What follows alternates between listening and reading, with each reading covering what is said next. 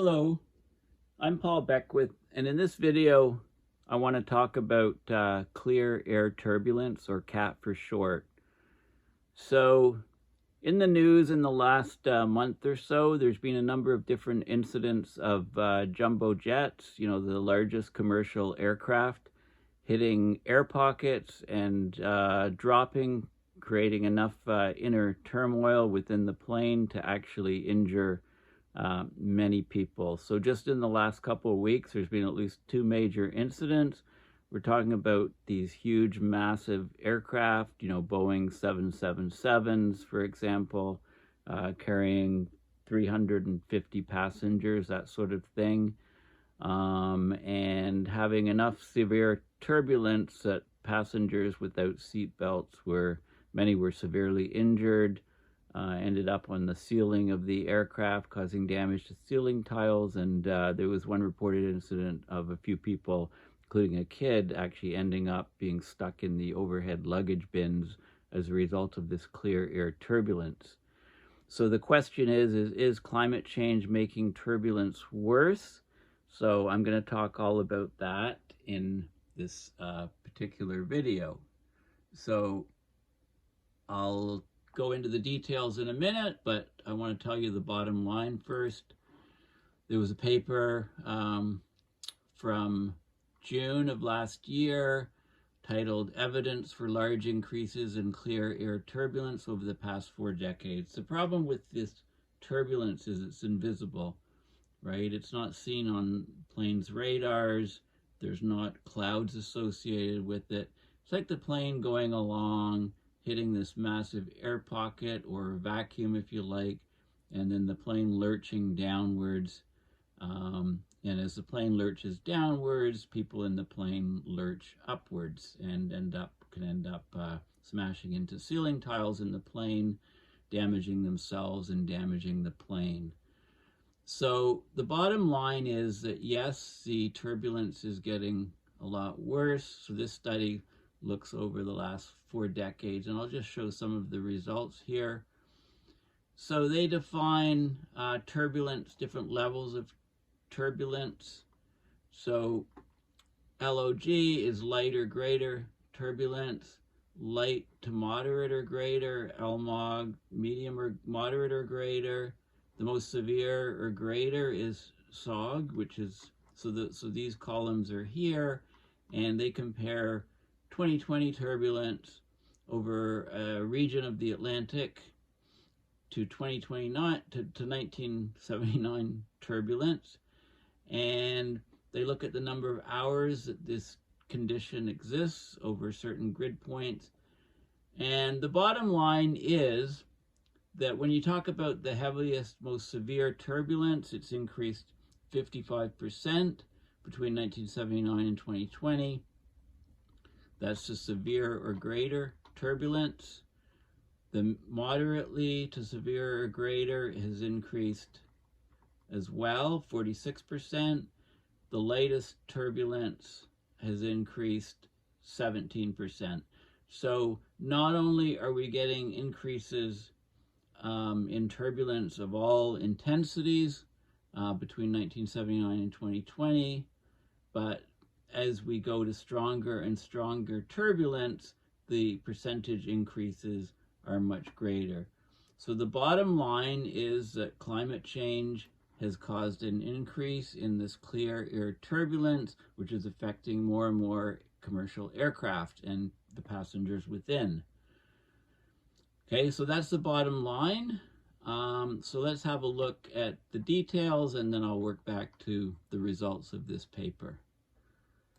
Okay, so this is a BBC article, "Is Climate Change Making Turbulence Worse?" from just a few weeks ago. And they referenced the Singapore Airlines flight from London to Singapore that had severe turbulence, resulting in the death of one passenger. So it hit severe clear air turbulence, undetectable on radar, invisible, and the plane just dropped down, causing, throwing people within the plane all about the cabin, people that weren't strapped down with their seatbelts on. and there was no seatbelt warning signs, so, you know, they were off. Okay, so to know if climate change had a role to play in what happened, we have to first understand what turbulence it was experiencing. So turbulence is basically just the irregular movement of the air, which creates air currents and different air pressures and air pockets.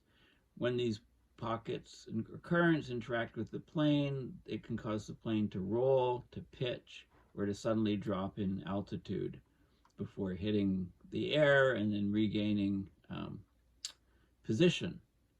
So there's different reasons why a plane may experience turbulence, from the air flowing over mountains, okay, to clouds and bad weather. But according to the weather forecast and results of what this plane experienced, it likely experienced this phenomena called clear air turbulence, or CAT, as opposed to turbulence from thunderstorms or turbulence from topography. So clear air turbulence, it occurs when there's a change of wind direction in or around the jet stream. Of course, I've talked ad nauseum about the jet stream in my videos and how it's changing, right? As the Arctic has experienced great warming, there's something called Arctic temperature amplification. It lowers the temperature gradient to the equator, which is the reason the jet stream exists. So the jet stream has been slowing down. It's becoming wavier in the north-south direction, and it's responsible for a large increase in severe weather events. So it increases the frequency, the duration, and the severity of extreme weather events, and also these extreme weather events occur in regions where they didn't occur before. Okay, so this study that I showed you at the very beginning is referenced, and it's found that severe turbulence from this clear air turbulence phenomena, or CAT phenomena, has increased 55% between 1979 and 2020 in the North Atlantic region. The warmer air from the increasing greenhouse gas emissions has changed the wind speeds of the jet stream, and this type of turbulence is difficult for pilots to navigate or to avoid because it can't be seen. It can't be picked up on radar systems. It can't be seen. Now, there are some technologies that would provide some detection of this. They're not on planes at the moment. They involve things like laser radar, LiDAR for short. So you can use laser radar and look at scattering of light back to a sensor and maybe be able to pick it up. So that will be an area of active research to see if commercial aircraft can be fitted with such a system that would allow them to detect clear air turbulence and thereby avoid it. So the study that I'll talk about in more detail, the Professor Paul Williams is one of the authors, University of Reading. He said we should be investing in improved turbulence forecasting and detection systems. He's talking about these laser radar systems to prevent the rougher air from translating into bumpier flights for commercial flights in the coming decades. Okay, so it's, you know, we know that thunderstorms cause turbulence, right? Uplift of air. We know that the topography, wind going over mountains and things, can cause turbulence, but these turbulence usually are associated with clouds, which can be detected on radars. So therefore, this type of turbulence can be detected by radars. But and when we have these cumulonimbus clouds, the updrafts and downdrafts can be very strong, which brings severe turbulence. So planes avoid these things, right? But we know also that climate change is making these storms more severe, so therefore making the turbulence more severe. Tropical storms are becoming more frequent, but all these things can be avoidable by aircraft, but it's the clear air stuff. It's like air pockets or voids which the plane can fly into, which can't be detected by radars. That is the topic of this video, and it's the hardest to avoid. Okay, so let's have a look a bit more at clear air turbulence. So I just went to Google Images, and if you look at clear air turbulence, or CAT, you can see many different images of what's causing it. So you can get a fast jet stream, use slower jet stream. It generates these vortices, air pockets, etc. It can be associated with these Helmholtz type waves. You know, so you fly into areas of low pressure and high pressure. There's different models that are trying to predict where it might occur. You know, you get this sort of thing with these wave patterns, and you can get turbulence in these regions here where the air is swirling. Laminar flow up higher, laminar flow below, but at the interface, and you can sometimes see these curling patterns, but you can see them because there's clouds associated with them. Okay, you get turbulence also from uplift over topography. There's different types of turbulence defined by how much the plane drops when it hits these areas. There are different laser techniques where we might be able to detect the particles and which way they're moving and what they're doing in turbulent air masses. So laser radar, LiDAR might be used in the future to detect this clear air turbulence. It's very much associated with the jet streams, and here's the intensity of the turbulence. So light turbulence, the plane might drop a meter or so, or go up or down a meter or so. It's hardly noticeable to passengers. Moderate turbulence, if the plane is rising and dropping 3 to 6 meters, that's like 10 to 20 feet, that will jolt people, drinks may spill, etc. And then we're talking about severe turbulence. The plane may rise or drop like 30 meters, that's 100 feet. Occupants that are not strapped in with their seat belts can be thrown around the cabin in this sort of case. So we're talking about clear air turbulence of the severe case increasing 55% since 1979 to 2020, according to this study.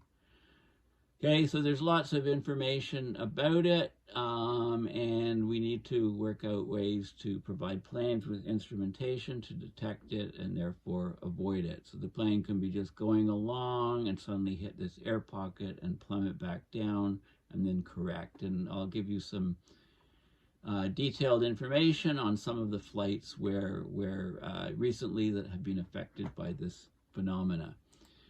You can also just Google clear air turbulence. I'm not in Images anymore.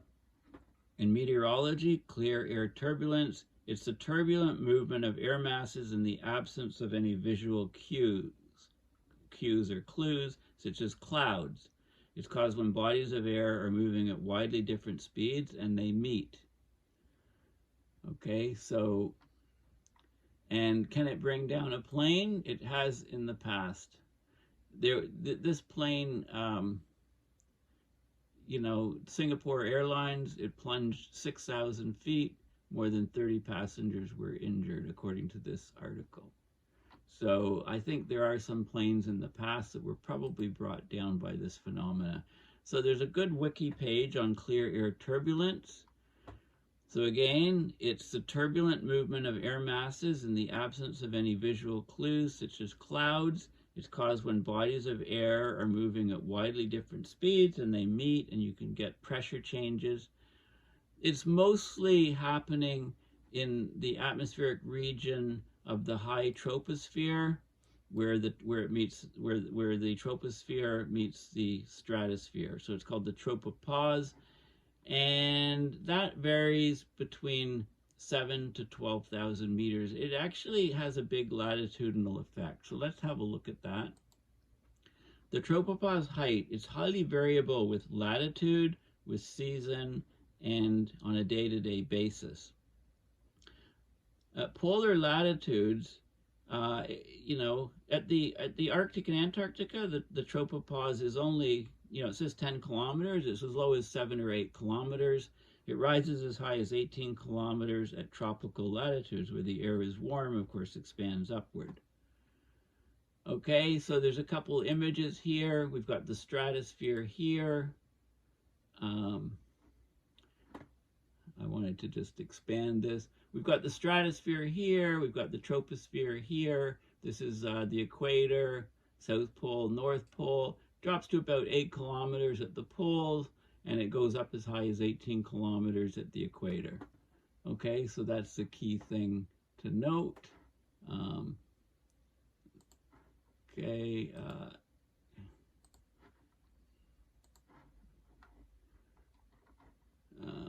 It's not cooperating with me. I lost my previous window. Oh, here we go. Okay, so this is a plot here showing this is the equator, this is the poles, both north and south.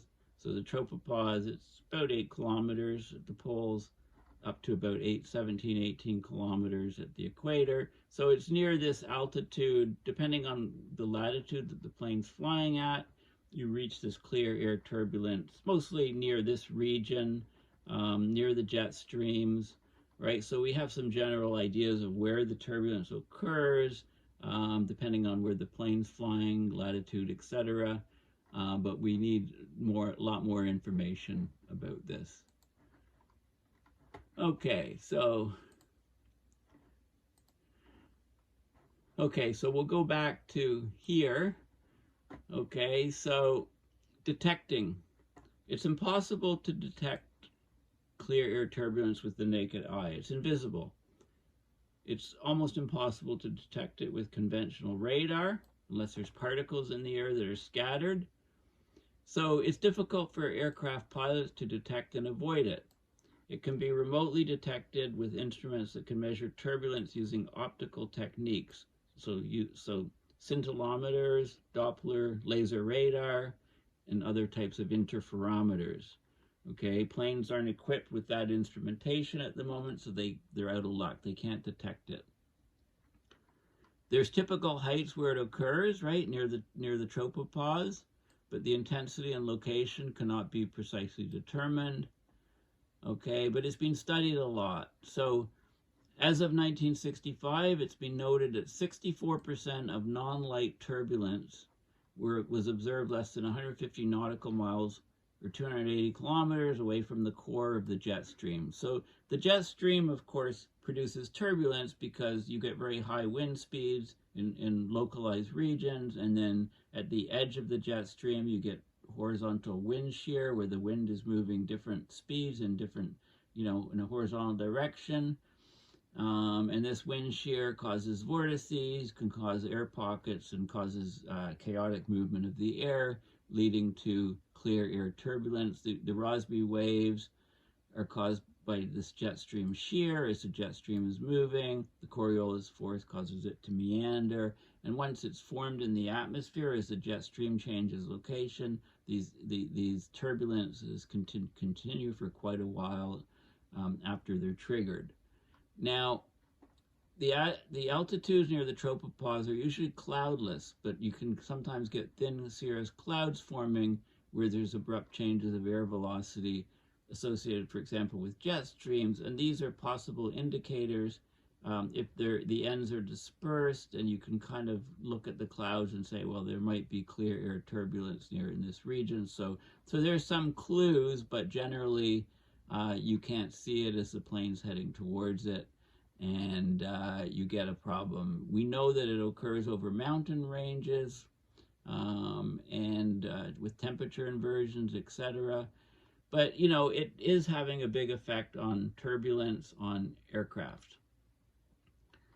Okay, so there's some examples of aircraft. So a Boeing in March 5th, 1966, this flight from Tokyo to Hong Kong, a Boeing 707, it broke up in clear air turbulence. 124 people on board, all killed. It was just, it was leeward of Mount Fuji in Japan. The vertical stabilizer got ripped off, the plane crashed. And then there's some other flights here over the years, and there's a very recent one. So I'll talk about some of those case studies from clear air turbulence. Okay, so I showed you this, and I showed you this. Okay, so here's a flight. Here's an aircraft, March 11th of this year. It hit a lot of turbulence, and 272 people on board, 50 were injured, 12 taken to a hospital. It experienced severe turbulence at about 41,000 feet or 12,500 meters. So basically, in a few seconds, the plane lost 90 meters of altitude, 300 feet. People and objects not restrained, not in seat belts, were thrown upwards into the ceiling. 30 to 40 people hit the ceiling, damaging multiple ceiling panels and injuring these people. And, you know, there's investigations ongoing. Okay, this one they think may not have been clear air turbulence, may have been a problem with the plane. Let's have a look onwards. So May 21st, just a few weeks ago, a Singapore Airlines Boeing 777, 229 occupants. So these are massive planes. 1 death and 104 injuries. Okay, and there's a lot of details on this. So basically, you know, it gives the times. You can follow the actual details of what happened. So basically, passengers and objects became airborne inside the cabin. The turbulence was so bad. The fasten seatbelt sign was turned on too late to prevent injuries. It was tracking about 11,278 meters. 1 passenger died, 104 injured. Okay, the plane experienced rapid vertical force changes, an altitude drop of 177 feet or 54 meters. Okay, so they've got data from the flight recorder, detailed data. So this is a preliminary investigation was done already a few days after the incident. So the turbulence, they give the time when it happened. The plane experienced positive vertical forces, you know, between 0.44 G and 1.57 G for 19 seconds. Okay, so the plane was shaking up and down. This is G as the force of gravity. The plane went up, the autopilot pitched it down, air brakes to slow down. There was a vertical acceleration from plus 1.35 G, so people are forced into their seats more than the force of gravity. And then it went to minus 1.5 G, right? So the plane went down, people went up, hit the ceiling. Unrestrained passengers became airborne during this time. Then that vertical acceleration changed from the minus 1.5 back to plus 1.5 in 4 seconds. So people were slammed back down onto the seats and floor of the plane. The plane dropped 178 feet or 54.3 meters. And so it gives all of the information on the plane gyrations and motions as it hit this clear air turbulence causing injuries. And there's another Wikipedia page on Air Europa flight 45. This happened on just 2 days ago, July 1st, 2024. Air Europa, there were 40 passengers injured, 10 hospitalized, right? A Boeing 787 Dreamliner, 345 people on board, 36,000 feet. It hit severe turbulence. It made passengers hit the ceiling. A man was pulled to the roof. I think there was a kid ended up in the overhead luggage bins and so on. This just happened, so the wiki page is still being worked on. So let's have a look at some of the news releases. Well, here's the plane diverted to Brazil after turbulence hitting 30. Okay, this is the Air Europa. And there's images of cabin damage. So 325 passengers. And basically, you know, this incident happened weeks after the Singapore Airlines flight had severe turbulence. Okay, this is the you know, Singapore Air information. Boeing 777 extended range. 211 passengers, 18 crew. A 73-year-old died probably from a heart attack during the turbulence. 100 other people were treated. Okay, so there's that story, and then there's this story from June about of last year, flight turbulence increasing as the planet heats up. Okay, so this is a news article basically about the scientific study that I showed you at the very beginning. I showed you the chart where severe turbulence has increased 55% between 1979 and 2020 over the North Atlantic because of the changes in wind speed at high altitudes due to warmer air from carbon emissions. So this is being tied directly to climate change. So we're getting increased turbulence because of greater wind shear, and wind shear is the difference in wind speed between two different regions close together in the atmosphere. So the jet stream is blowing from west to east, 5 to 7 miles above the Earth's surface. It exists largely due to a difference in temperature between the equator and the poles. Satellites can't see the turbulence. They can see the structure and the shape of the jet stream. Radar can pick up turbulence from storms, right? But clear air turbulence is basically almost invisible and hard to detect on radar. Okay, so it talks about the study. So let's have a look. So I went to Google Scholar. If you Google Google Scholar, you can get scientific articles. I put in clear air turbulence. It gave me a whole bunch of stuff. I focused just on since 2024 or since 2023 I chose, and I picked out this paper here, which is an open source paper, so you can have a look at it. It's called Evidence for Large Increases in Clear Air Turbulence Over the Past 4 Decades. Now, I showed you the charts already at the bottom, the relative increase in the different types of turbulence. It also breaks it down by season, because there's a seasonal variation. So, for example, the worst turbulence has 49% more December, January, February, 85% more March, April, May, June, July, August, 52% more September, October, November, 47% more, and so on. Okay, so you can look at all those details. Let's have a look at some of the figures. Okay, so basically, first the abstract. Clear air turbulence is hazardous to aircraft. It's projected to intensify in response to climate change, right? It's definitely increased between 1979 and 2020.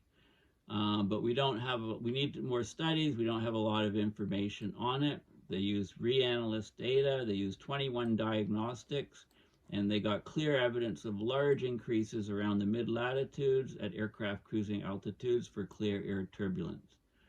So at an average point over the North Atlantic, the total annual duration of light or greater clear air turbulence increased by 17% from 466.5 hours in 1979 to 546.8 hours in 2020. So they looked at the total number of hours during which there was this clear air turbulence phenomena existing, and the most severe turbulence increased 55% from 17.7 hours to 27.4 hours. Okay, so clear air turbulence diagnosed from reanalysis data has increased over the satellite era. The increases are largest over the USA and North Atlantic. Severe or greater clear air turbulence increased the most, 55% more frequent in 2020 than 1979. Okay, so let's have a look at the figures here. The graphs, the plots. Okay, so they talk about, this is actually showing the annual mean diagnostic mean MOG, medium or greater clear air turbulence probability in 1979 and in 2020.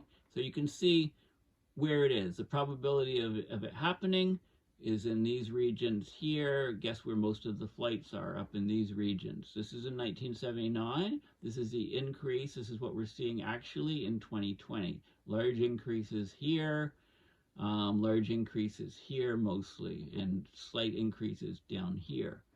Okay, and then they fit that to models, And then they looked at the absolute change in clear air turbulence, greatly increased over North America and over the North Atlantic, more than anywhere else. This is the relative change. This was absolute change versus relative change. Okay, so it's increasing at a number of different places around the world, but on an absolute scale, it's increasing most in these two areas I talked about. This is in the North Atlantic, the probability of hitting clear air turbulence.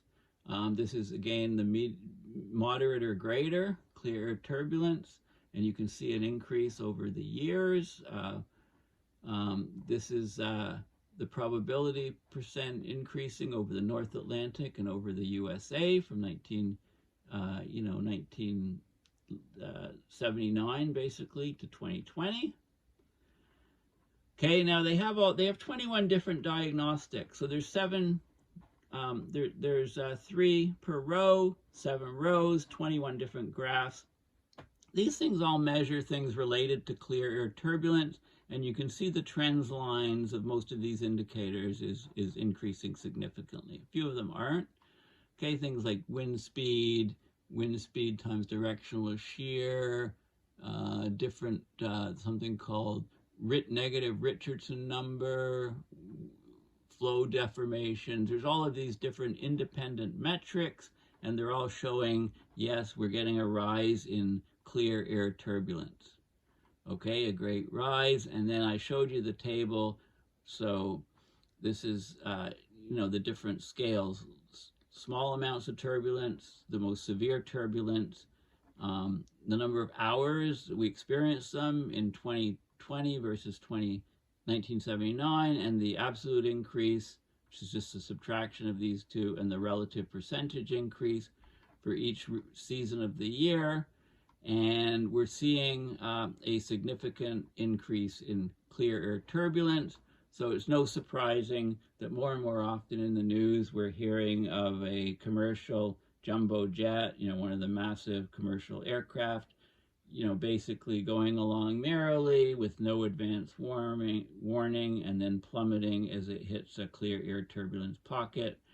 So what can we learn from this is when you're flying, make sure you have your seatbelt on at all times. You don't need to see, when you see a seatbelt, and I think, as we move forward, planes will keep the seatbelt signal on at all times. And then it's the stewardesses and stewards that are most at risk in their jobs as they move up and down the aisles delivering food, etc., of hitting this clear air turbulence. And also, hopefully we can get these LiDAR sensors, the technology developed enough to put them on the fronts of all commercial aircraft so that they can detect in advance and avoid clear air turbulent regions. Well, thank you for listening. Please go to my website, paulbeckwith.net, and donate to my PayPal to support my research and videos. Thanks a lot, and for supporting the past, for watching my videos. The thing that you can do that's most important to me is share them far and wide via emails, social media, etc., so that we get more and more people informed about what's happening with abrupt climate system change. Thanks for watching, and thanks for your support. Yeah, I'll be chatting again soon with more videos. Okay, bye for now.